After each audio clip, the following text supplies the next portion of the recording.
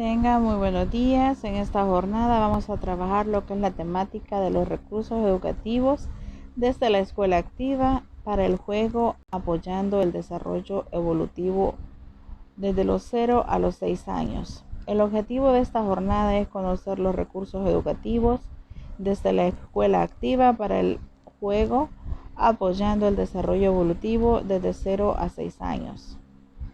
Dice que la escuela activa tiene sus inicios en la década del siglo XX. Antes de que diera inicio a esta escuela, pues sabemos, ¿verdad?, que predominó lo que fue la escuela tradicional, la cual estaba centrada en que el niño era visto como un depósito al cual el docente era el encargado de transmitirle los aprendizajes. Sin embargo, con este nuevo tipo de escuela surgió otro tipo de pensamiento, el cual pues tiene como finalidad, ¿verdad?, formar a personas con sentido democrático, desarrollar un espíritu crítico y cooperativo. Cuando hablamos de personas con un espíritu democrático, nos referimos a que sean capaces de expresar sus puntos de vista sin entrar en conflicto con los puntos de vista de las demás personas.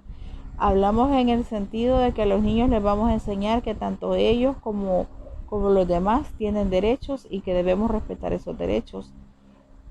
Cuando hablamos de desarrollar un espíritu crítico, es que el niño aprenda a tener esa duda, esa incertidumbre del por qué, el para qué de las cosas, a expresar cuando algo le agrada o le desagrada. Y pues sobre todo cuando hablamos de lo que es un espíritu de cooperación, pues obviamente nos referimos a que tenemos que enseñarles a los niños, ¿verdad? O esta escuela lo que busca es enseñarles a los niños el trabajo cooperativo, el objetivo, a fijarse objetivos o metas en común.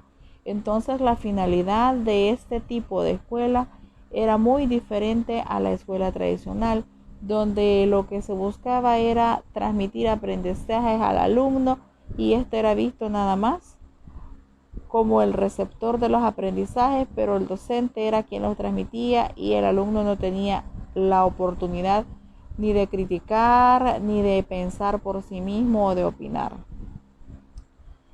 Dice que esta escuela es un enfoque pedagógico integral que promueve la instrucción personalizada y la creación de vínculos fuertes entre la escuela y la comunidad para asegurar que los niños y las niñas aprendan competencias que les sirvan para la vida.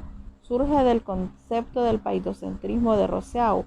Como sabemos, ¿verdad?, el paidocentrismo de Rousseau centra al niño como el eje principal del proceso de enseñanza-aprendizaje y este aprendizaje va a ir dirigido acorde a las necesidades que este niño o niña tenga en cuanto a su proceso de enseñanza. Y como docentes nosotros tenemos que tener claro que nuestros estudiantes van a presentar diferentes necesidades, diferentes capacidades y nosotros tenemos que adaptarnos a las capacidades y necesidades de este niño. Por eso es importantísimo que nosotros como docentes nos involucremos, establezcamos una relación importante de comunicación con lo que es los padres y la comunidad, porque el niño donde pasa el mayor tiempo es en su casa y en la comunidad. Entonces el niño adquiere aprendizajes no solamente en el aula o no solamente en la escuela.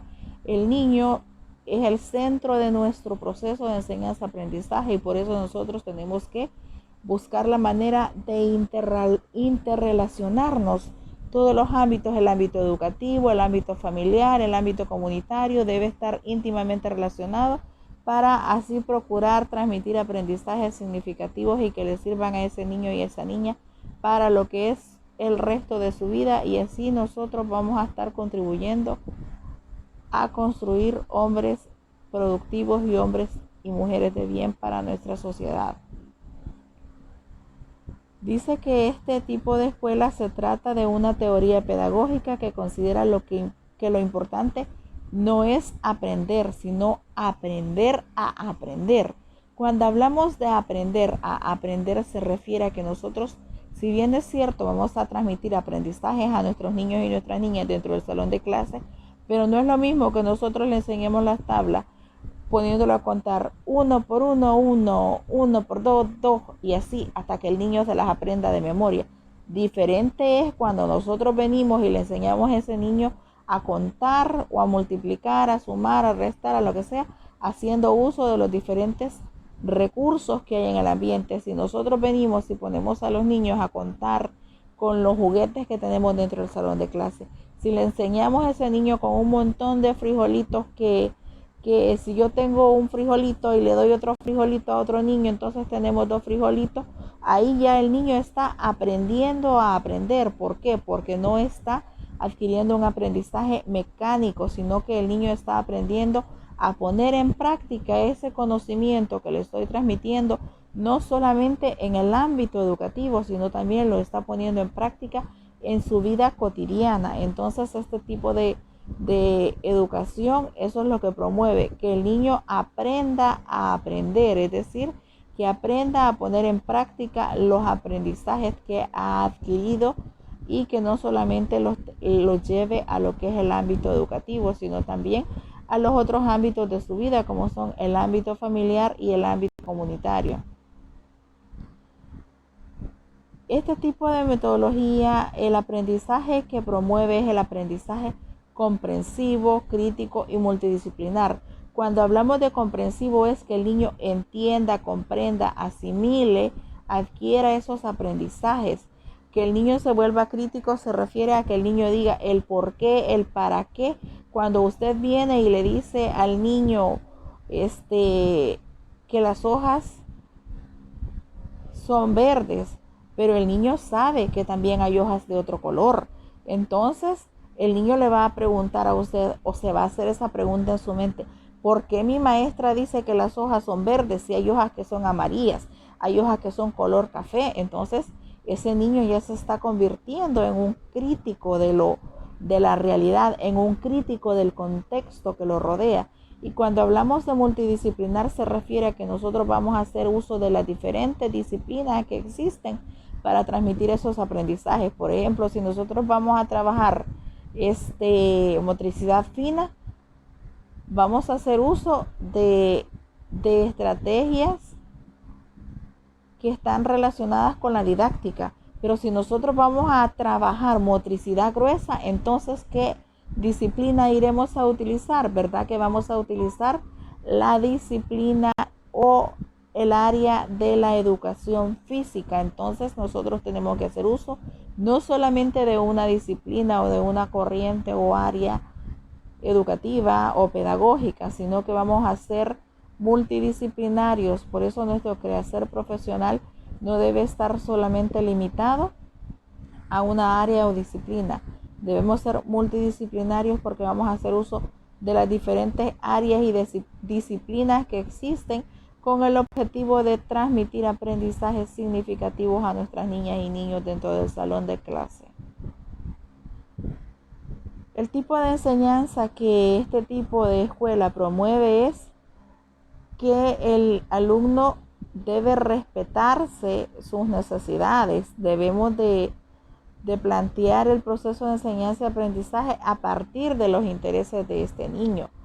Como nosotros sabemos, dentro de los salones de clase vamos a encontrar niños que pueden tener deficiencias o discapacidades. Entonces nosotros no podemos estar elaborando cartas didácticas que vayan redactadas solo a niños regulares cuando sabemos que tenemos niños con necesidades y discapacidades diferentes. Entonces, como docentes, nosotros vamos a tratar de adaptar a una sola carta didáctica todas aquellas necesidades que nuestros niños tienen. Por ejemplo, cuando iniciamos ciclo, ustedes se recuerdan que se dijo de que como docentes no podíamos, o sea, hubo alguien que hizo la pregunta: ¿cómo incorporar a un niño en silla de ruedas a que juegue? Y se lo dije yo, que podemos incorporar e involucrar a ese niño en actividades como son si vamos a jugar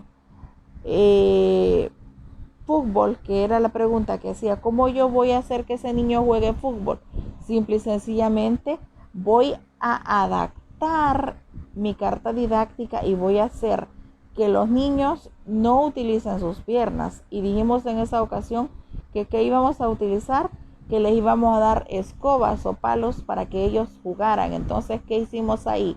No excluimos al niño con una deficiencia o discapacidad, sino que lo que hicimos fue buscar otra estrategia para involucrar a todas las niñas y niños para que ellos pudieran jugar e involucrarse y trabajar de manera cooperativa, integrada en esa actividad. Si vamos a trabajar lo que es cachar, lanzar, ¿qué vamos a hacer?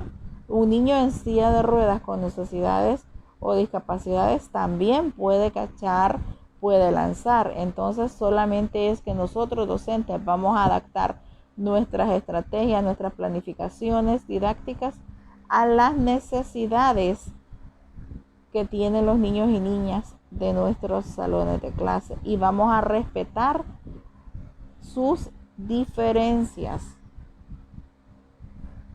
Ahora bien, este tipo de educación dice que el rol del docente es proporcionar el medio que estimule el interés por el avance en el aprendizaje de los alumnos. Y como yo, docente, voy a proporcionar el medio que estimule interés en el avance del aprendizaje de los niños. Eso va a depender de mí y de la metodología que yo, docente, utilice. Si yo quiero ser un docente de metodología bancaria, obviamente no voy a despertar interés en mis niños, porque el docente de metodología bancaria, ¿qué es lo que hace? Transmitir los aprendizajes, ¿verdad? Entonces, mientras que el docente de educación activa lo que hace es crear estrategias, actividades, dinámicas, motivadoras que busquen llamar la atención del niño y la niña. Por ejemplo, si yo quiero enseñarle a un niño los colores, ¿qué voy a hacer? Voy a no solamente a enseñarle el color de manera física o a través de una ilustración. No, yo voy a hacer uso de acuarela, de crayola, voy a hacer uso de juguetes. O sea, yo lo que voy a hacer es llamar la atención de ese niño para que ese niño centre su interés en esa temática que yo, docente, quiero desarrollar con ese grupo de niños dentro del salón de clase. Muy bien, ahora vamos a hablar sobre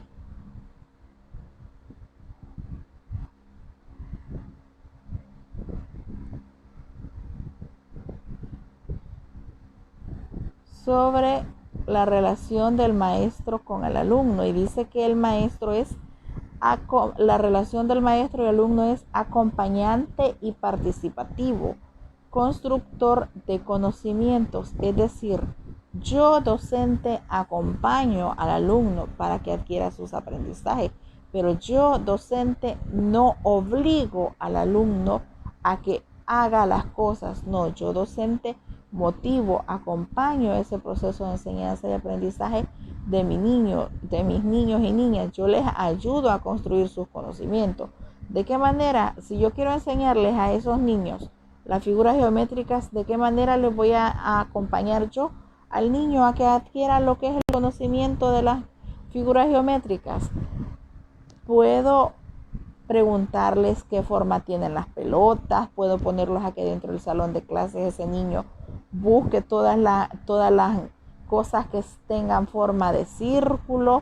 Yo le enseño al niño en dibujo cómo es un círculo, y luego vengo y yo acompaño a ese niño para que él aprenda a identificar dentro de todo el ambiente del salón de clases qué cosas tienen forma de círculo. Si yo le voy a enseñar a ese niño, porque en los primeros años a los niños lo que se les enseña es triángulo, círculo, cuadrado, rectángulo. Entonces, ¿qué voy a hacer yo?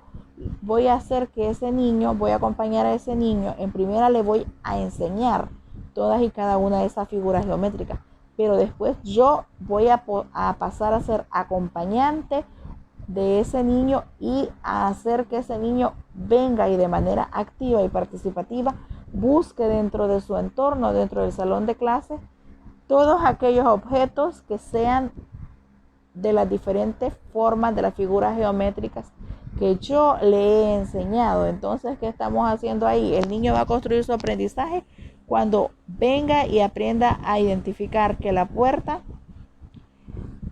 tiene forma de un rectángulo, que las ventanas pueden ser cuadradas, que la pizarra tiene forma de un rectángulo, que las mesas o los pupitres tienen diferentes formas. Entonces los niños van a ir aprendiendo a construir su aprendizaje y yo los voy a acompañar, yo docente los voy a acompañar para que esos niños aprendan a asociar sus aprendizajes con su vida cotidiana. Muy bien, ahora vamos a hablar de lo que es la evaluación en este tipo de educación. Dice que la evaluación, el docente evalúa el progreso del desarrollo de sus alumnos de manera global, no por áreas ni materias consensuadas por medio de acuerdo de las normas entre todos. Es decir, yo docente no me voy a centrar en una determinada área, no. Yo docente, mientras desarrollo mis contenidos metodológicos en mi planificación, yo he incluido indicadores relacionados con el área de desarrollo personal social, he incluido indicadores con el área de expresión, comunicación y representación, he incluido indicadores relacionados con el área de relación con el entorno. Entonces, yo docente planifico de manera integrada y trato de que el niño adquiera aprendizajes globales y no aprendizajes individuales por áreas. Entonces, a la hora de evaluar, yo voy a evaluar todo lo que el niño y la niña ha adquirido en cada una de las jornadas educativas que se han desarrollado. Cada situación de aprendizaje, usted docente va a elaborar cartas didácticas donde vayan contempladas todas esas 3 áreas y esas áreas tienen indicadores específicos. Entonces, dependiendo de la situación de aprendizaje que yo docente voy a realizar en el salón de clase, así va a ser los indicadores que voy a determinar, que voy a trabajar y a evaluar en cada una de las jornadas que voy a desempeñar diferentes situaciones de aprendizaje. Y las evaluaciones pueden ser diagnóstica, inicial, intermedia y final. Ello va a depender de yo docente. Y la verdad que la evaluación es un proceso constante porque en cada situación de aprendizaje nosotros vamos viendo los avances que esos niños y niñas van teniendo dentro del salón de clases. Entonces la evaluación, si bien es cierto, para fines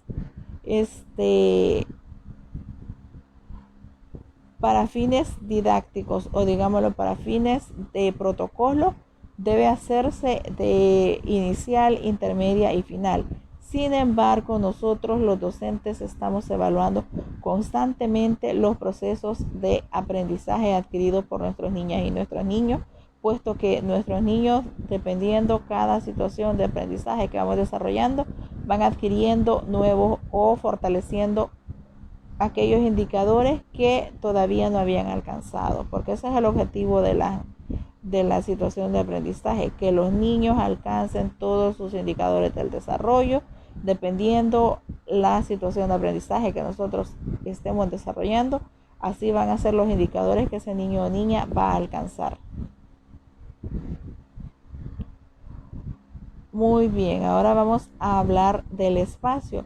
Dice que según esta metodología se aprovecha todo el entorno y el espacio. Era lo que yo les decía. Si yo les voy a enseñar a los niños figuras geométricas, el niño va a aprender, si es cierto, viendo cuando yo le voy a enseñar las figuras geométricas en papel, en la pizarra, en donde sea. Pero cuando yo vengo y hago que el niño busque en su entorno, a su alrededor, aquellas cosas que tienen forma de las figuras geométricas, entonces yo estoy haciendo uso de lo que es el entorno. Por ejemplo, si yo saco a los niños a la cancha y digamos que en la cancha hay hay rejas o hay donde se juega básquetbol, entonces, y yo pongo a los niños a ver el aro del básquetbol, los niños van a saber que ese aro tiene forma de ¿qué?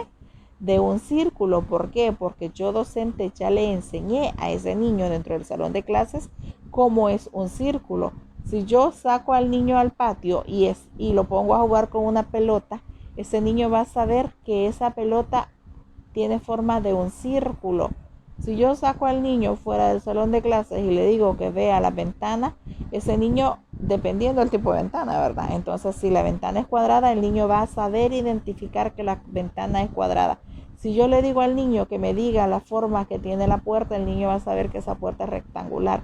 Y así mismo nosotros podemos hacer uso de cualquier espacio independientemente de la temática que vamos a desarrollar. Por ejemplo, digamos que le vamos a enseñar a los niños la situación de aprendizaje de las plantas y las partes de las plantas. Entonces, si bien es cierto, yo dentro del salón de clase le voy a enseñar al niño en una ilustración cómo es un árbol, cuáles son las partes de la planta, pero si yo después vengo y saco a ese niño al patio o a la zona verde dentro del centro escolar, ¿qué voy a hacer? Le voy a enseñar al niño un árbol un árbol real. Le voy a enseñar al niño cuáles son las partes de ese árbol y voy a hacer que ese niño vaya a tocar cada una de las partes que yo, docente, le voy a indicar.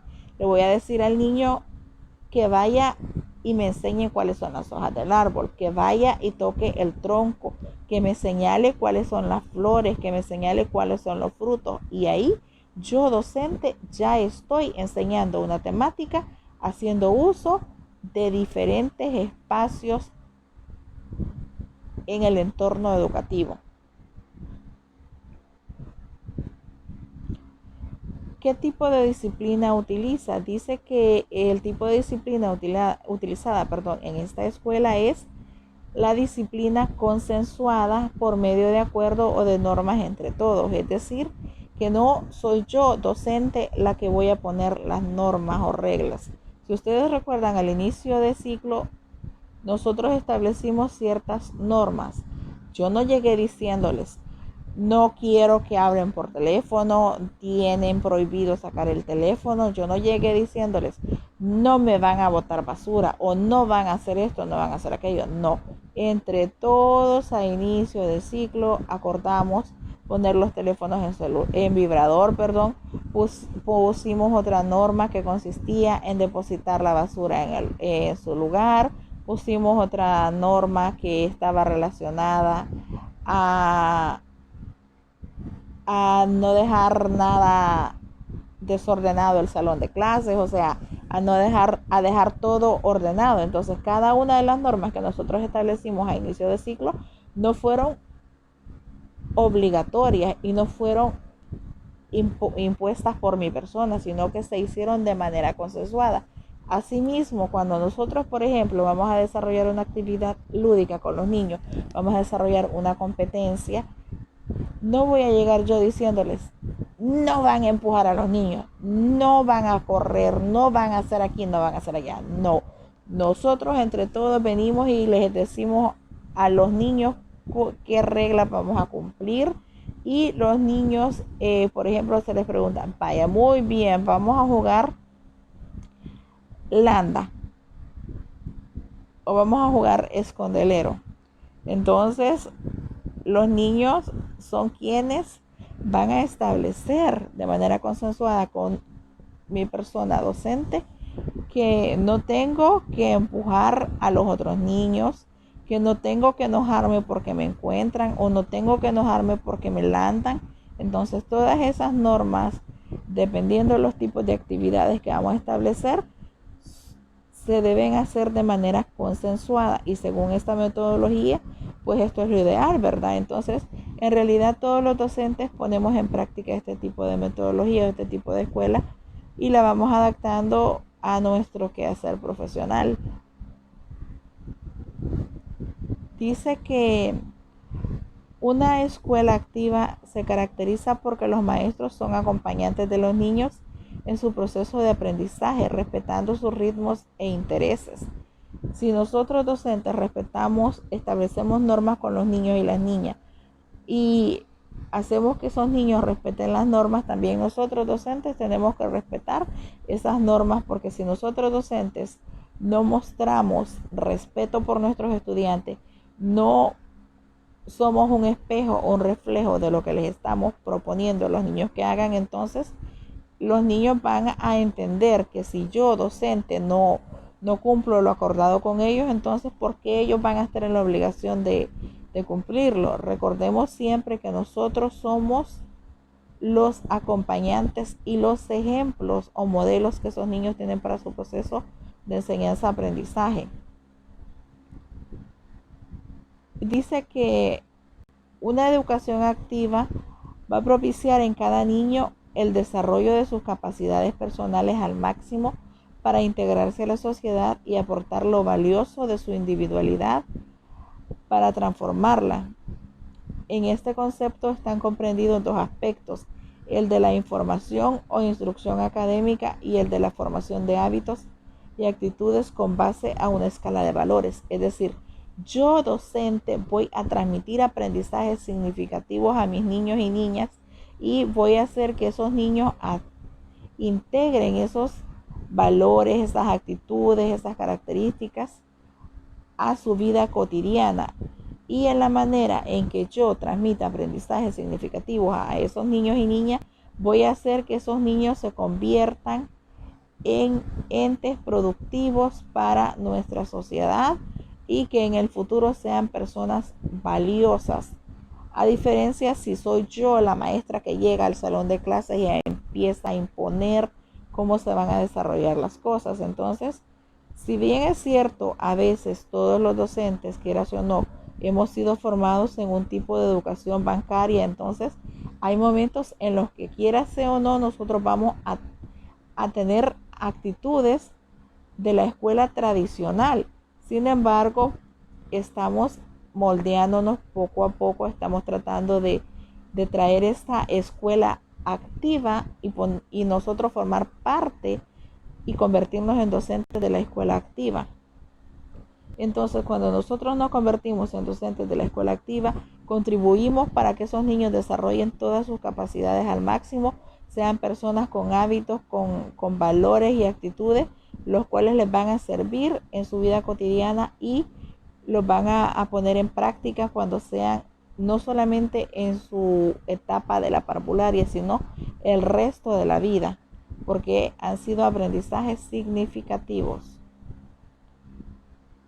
Dice que la escuela activa es la escuela de la acción, del trabajo de los alumnos guiados por el maestro, y son ellos quienes investigan y procesan la información, responsabilizándose conjuntamente en el proceso de enseñanza-aprendizaje. Si ustedes se fijan, cuando hicimos lo que fue la actividad de las técnicas de motricidad gruesa y fina, yo les di a ustedes, les proporcioné videos sobre diferentes estrategias que podían utilizar, ¿verdad? Pero sin embargo, no fui yo quien eligió las estrategias con las que ustedes iban a trabajar y a elaborar sus videos para motricidad fina y motricidad gruesa, sino que fueron ustedes quienes se responsabilizaron, ¿verdad?, de su proceso de enseñanza-aprendizaje y fueron quienes decidieron e investigaron cuáles estrategias para fortalecer lo que es la motricidad gruesa y fina de los niños iban ustedes a utilizar. Entonces, por eso dice que los estudiantes en este tipo de escuela se vuelven investigadores y procesan la información, y yo, docente, me convierto nada más en el acompañante de ese proceso de enseñanza-aprendizaje. Yo les enseño al alumno la temática a desarrollar, pero es el alumno quien se interesa, investiga y procesa la información para asimilarla. Ahora bien, vamos a hablar de un método que promueve muchísimo lo que es esta metodología o esta educación activa, y es el método Montessori, el cual promueve que los niños puedan obtener un desarrollo integral siguiendo de manera natural sus capacidades y no solo concentrándose en las intelectuales, sino también en las capacidades físicas y espirituales, logrando así un grado máximo en todas ellas. Como sabemos, el método Montessori es el método que se está utilizando hoy en día, no solamente porque es un método fácil de aplicar, es un método que hace uso de los recursos del ambiente, del entorno donde el niño se desarrolla, y sobre todo es un método que se utiliza en todas las edades. Es un método que puede utilizarse desde el momento de la gestación. ¿Por qué desde el momento de la gestación? Porque usted, madre, usted docente o usted trabajador de educación inicial puede orientar a las madres y utilizar los recursos del ambiente para poder elaborar diferentes instrumentos de estimulación. Por ejemplo, a las mujeres embarazadas, para estimular lo que es el sentido del oído en los bebés, estando dentro del vientre, ¿qué se hace? Viene la figura del ATPI en las comunidades, o la figura del ATPI, que es la persona que trabaja con las mujeres gestantes y con los lactantes, que hace para estimular el sentido del oído desde que el bebé está en el vientre y cuando ya el bebé está ya se convierte en un lactante, haciendo uso de recursos tan sencillos como una botella de soda, y ya sea granitos de maíz, granitos de frijol e inclusive piedras. Eso lo utiliza y ese se convierte en un chinchín que le va a servir para poder estimular el sentido del oído en el niño. ¿Qué otra técnica puede utilizarse con las embarazadas para estimular lo que es el sentido de la vista? Se le tapa el vientre a la embarazada con un trapo oscuro. Luego se transmite también a través de, de una figura forrada con papel celofán, y se le alumbra y se apaga y se enciende la luz, y eso ayuda, y es un método sencillo también como parte de las estrategias del método Montessori, que ayuda a estimular el sentido de la vista del niño, y con algo tan sencillo como una tarjeta elaborada con papel celofán y con un trapo oscuro en sí. El método Montessori es un método sumamente económico y un método sumamente útil que sirve para trabajar con los niños desde la gestación hasta los 6 años de edad.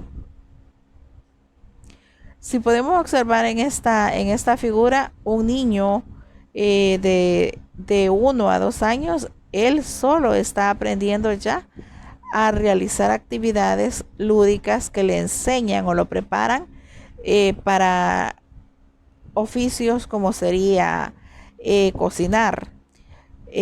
Una actividad tan sencilla que a la vez le está transmitiendo un aprendizaje al niño que le está generando independencia, autonomía. Y dice que el núcleo fundamental del método Montessori consiste en el hecho de que los niños participan en su educación y el desarrollo de forma totalmente activa. Ellos tienen la posibilidad de autoexigirse con inteligencia y elegir con libertad. Este niño de esta ilustración, él ha elegido jugar a cocinar.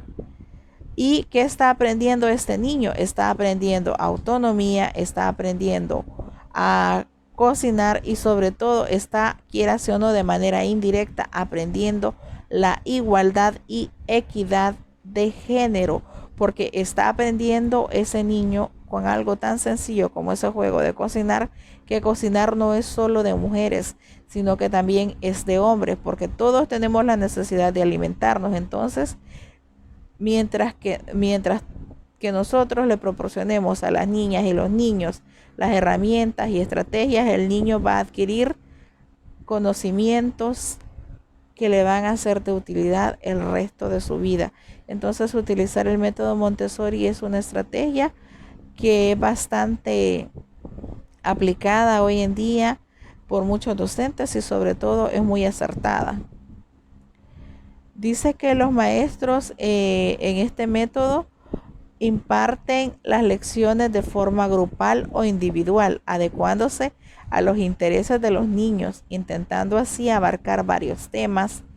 Las lecciones pueden repetirse hasta que sea necesario y hasta que esté aprobada la comprensión. Es decir, que aquí no importa el ritmo en que se deban desarrollar las situaciones de aprendizaje. No, según este tipo de metodología, lo importante es que el alumno aprenda, comprenda, asimile los conocimientos que se le están transmitiendo.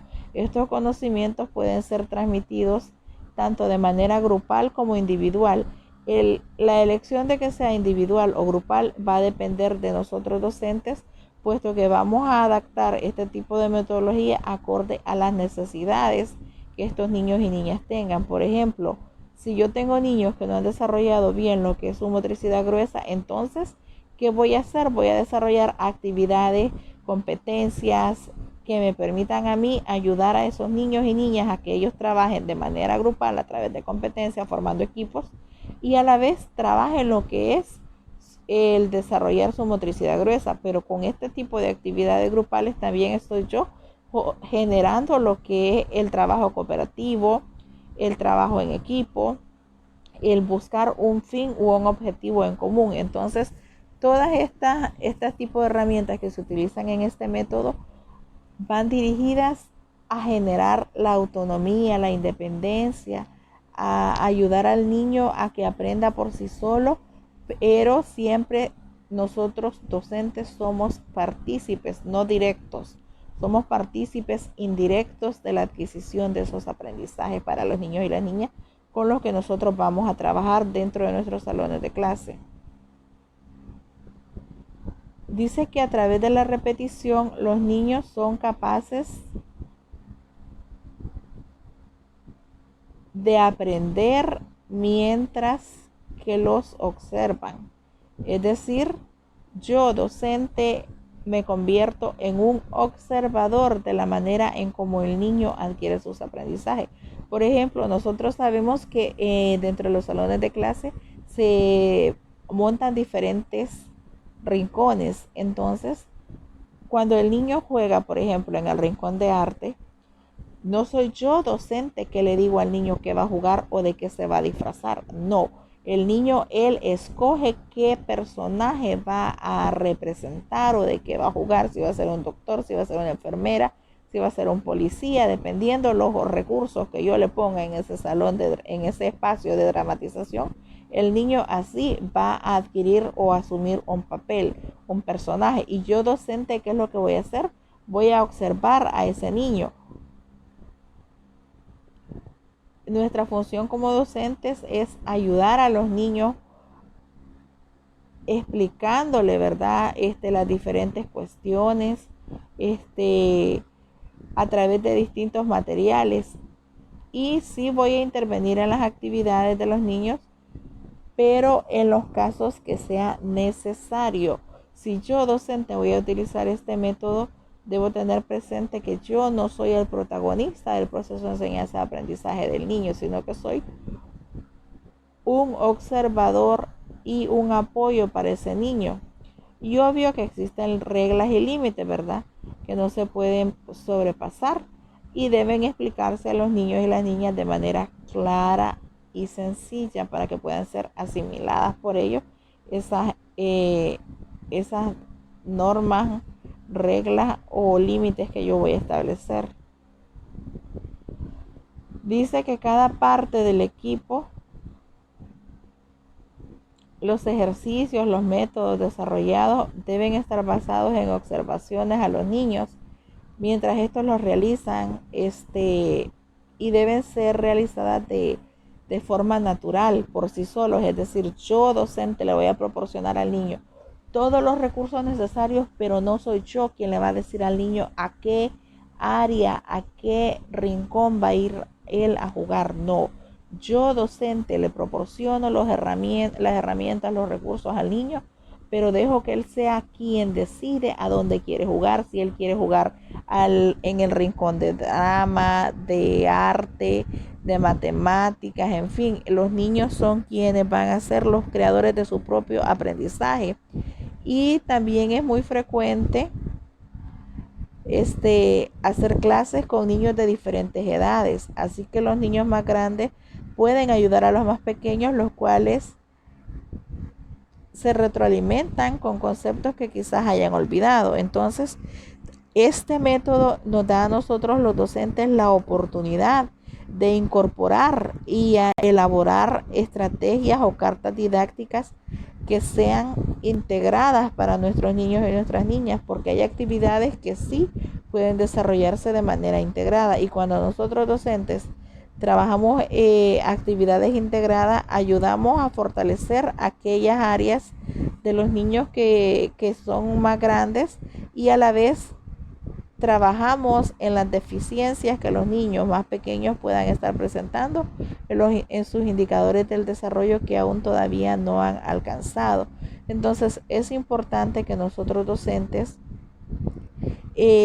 utilicemos los diferentes métodos que existen, pero el método que más se está utilizando hoy en día en cuanto a lo que es transmitir procesos de enseñanza-aprendizaje, y sobre todo en el área de educación inicial y parvularia, pues es el método Montessori, porque es un método sencillo, un método práctico y sobre todo un método económico, porque nos permite a nosotros transmitir aprendizajes a los niños haciendo uso de cartones de huevo, de botellas, haciendo uso de conos de papel higiénico, de paletas, en fin, haciendo uso de todos aquellos recursos que pueden ser reutilizables y sobre todo que pueden ser asimilados de manera fácil, sencilla, por nuestros niños y niñas con los que nosotros vamos a trabajar dentro de nuestros salones de clase.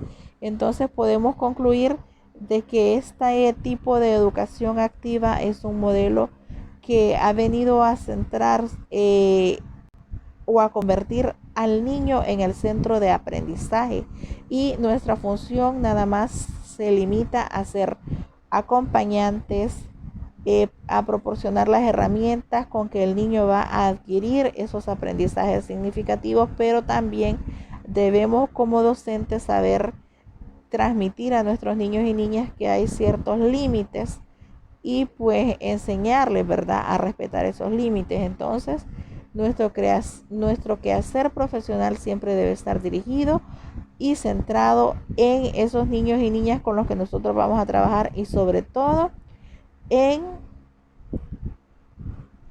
comprender de que nuestros niños y niñas, cada uno es diferente, que tiene su propia característica, de que tiene sus diferencias, que tiene sus necesidades, y que nosotros debemos de tratar en la medida de lo posible adaptar nuestras cartas didácticas a las necesidades de estos niños, hacer que todas las áreas, lo que es el área personal, social, lo que es el área de expresión, comunicación y representación, y lo que es el área de relación con el entorno, estén todas inmersas en nuestras cartas didácticas o planificaciones que vamos a desarrollar para ir a transmitir aprendizajes significativos a nuestras niñas y nuestros niños, y sobre todo siempre buscando la manera que sea a través de actividades lúdicas el adquirir aprendizajes, porque el niño aprende más jugando que